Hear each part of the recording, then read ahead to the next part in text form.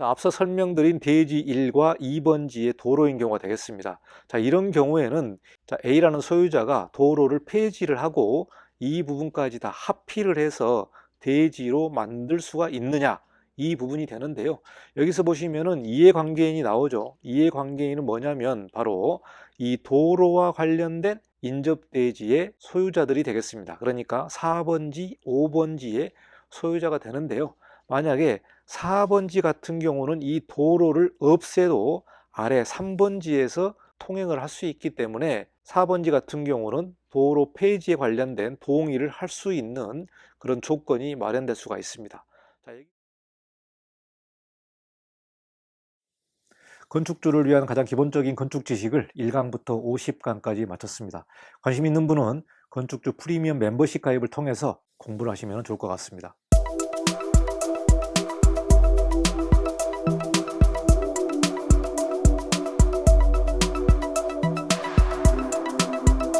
네, 안녕하십니까. 이관영 건축사입니다. 오늘은 건축법 지리외신으로 공부해보는 시간을 마련해봤습니다. 2022년 들어서 국토부에서 발표한 건축물의 면적 고시에 관련된 내용을 계속해서 공부를 하고 있는데요. 이 내용을 또 계속해서 하다 보면 좀 지루한 감이 있어서 중간중간에 좀 다른 내용으로 여러분에게 강의를 좀 하도록 하겠습니다.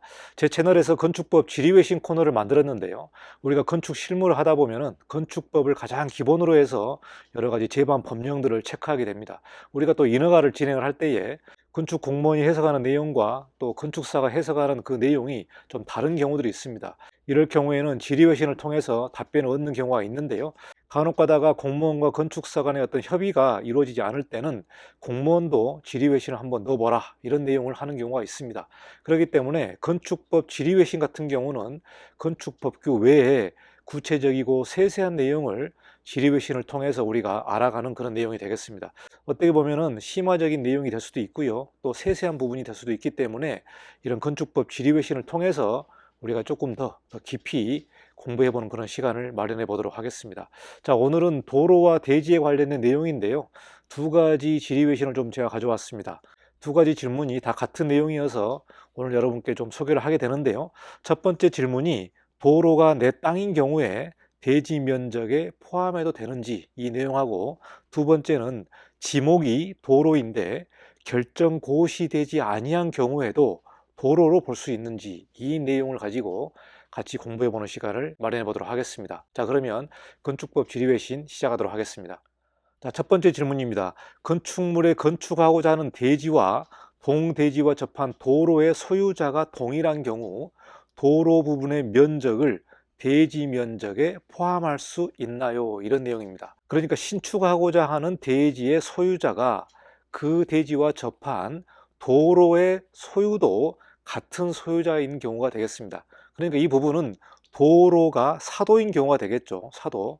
여러분, 일상에서 우리가 만나는 도로가 정부의 소유거나 국가의 소유가 아니고요. 종종 가다 보면은 사유도로, 즉 사도인 경우가 있습니다. 그렇기 때문에 이 사도인 경우가 문제가 되는데요. 여기서 말하는 부분은 내 땅에서 접하고 있는 그 도로도 내 소유다. 이럴 경우에 이 부분을 신축할 때에 그 도로를 내 땅의 대지 면적에 포함할 수 있느냐, 이런 내용이 되겠습니다.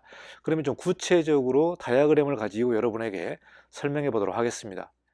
자, 이 경우가 되겠습니다. 대지 1번지, 도로인 경우인데 2번지가 되겠습니다. 자, 대지가 80평이고 이 도로가 10평 정도 되는데요.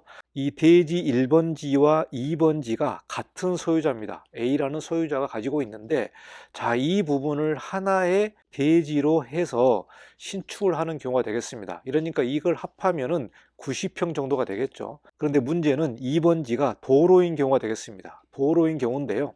여기서 보시면은 이 도로에 접하고 있는 땅이 4번지, 5번지, 뭐 3번지 이렇게 되겠습니다.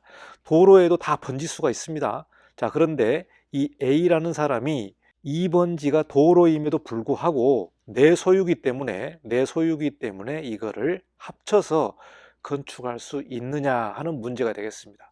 자, 이런 경우에는 이 도로하고 접한 인접대지 간의 관계도 매우 중요하다. 그래서 여기서 보시면은 5번지 경우가 매우 핵심적인 키를 가지고 있다고 보시면 될 것 같아요. 자, 그래서 구체적인 답변을 한번 좀 살펴보도록 하겠습니다.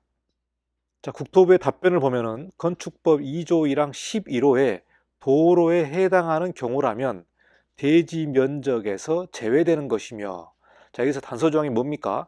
건축법 2조 1항 11호에 도로에 해당하는 경우라면, 여기서 그 조건이 나오는 거죠.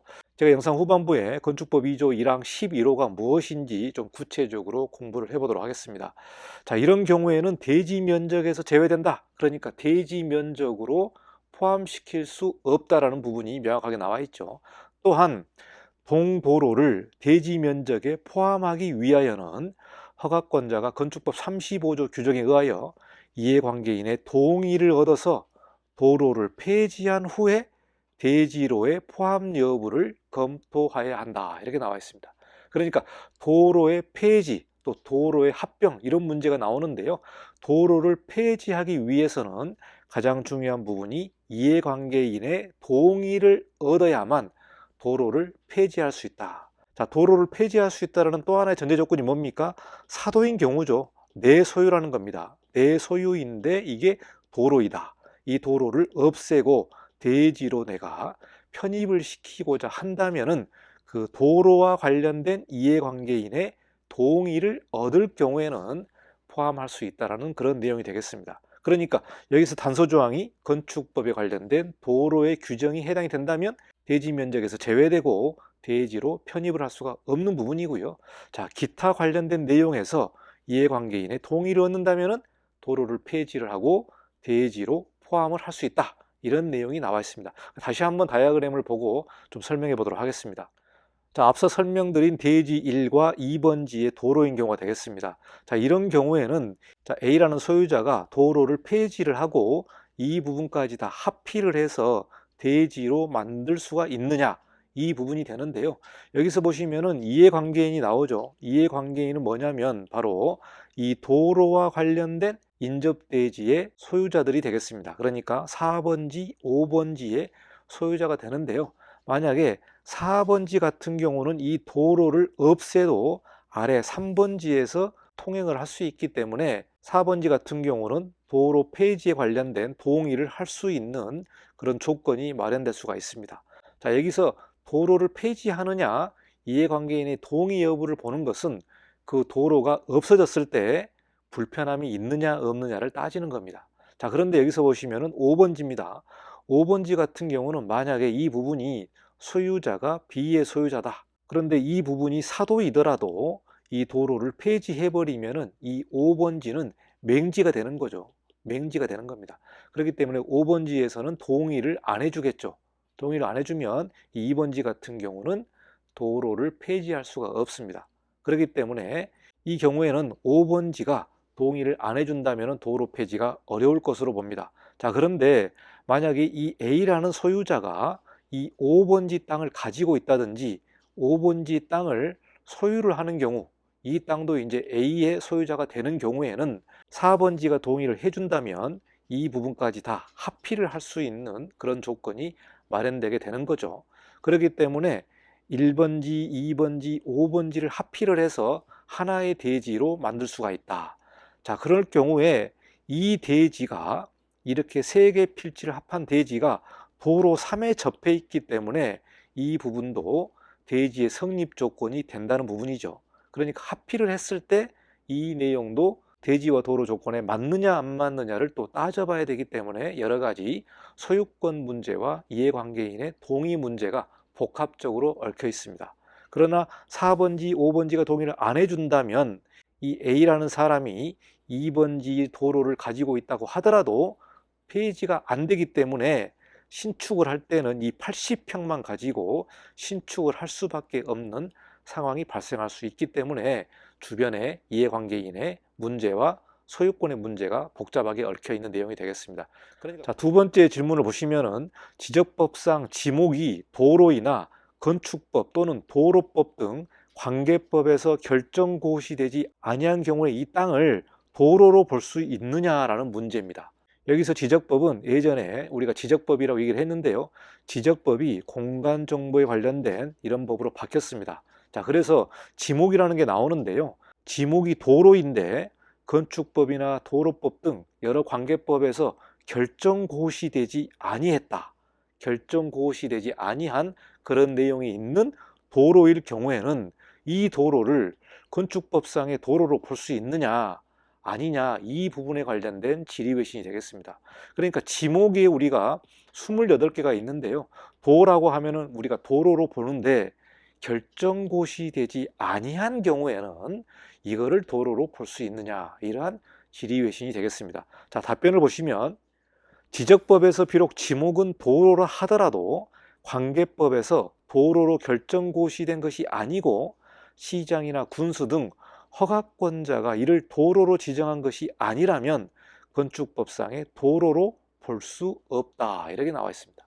그러니까 건축법과 사도법과 기타 관계법에서 그 도로를 결정고시된 적도 없고 시장과 군수가 건축물의 허가를 낼 때에 그 대지와 접한 도로를 건축법상의 도로로 지정한 것이 아니라면 건축법상의 도로로 볼 수 없다라는 부분이 되겠습니다. 자, 여기서 구체적으로 법령에서 도로를 어떻게 규정하고 있는지 지리 1번과 지리 2번이 다 관련이 되어 있기 때문에 건축법을 좀 살펴보도록 하겠습니다. 자, 건축법 2조 1항 11호가 도로에 관련된 규정이 나오는데요. 건축법에서 가장 기초적인 내용이 되겠습니다. 여기서 보시면은 도로란 보행과 자동차 통행이 가능한 4m 이상의 도로고, 그리고 다음 항목에 해당하는 도로나 그 예정 도로를 말한다, 이렇게 나와 있습니다. 자, 여기서 보시면 도로의 규정이 4m 이상인데 그 외에 다음 항목에 해당하는 도로일 경우에 건축법의 도로로 인정해 주겠다는 부분이죠.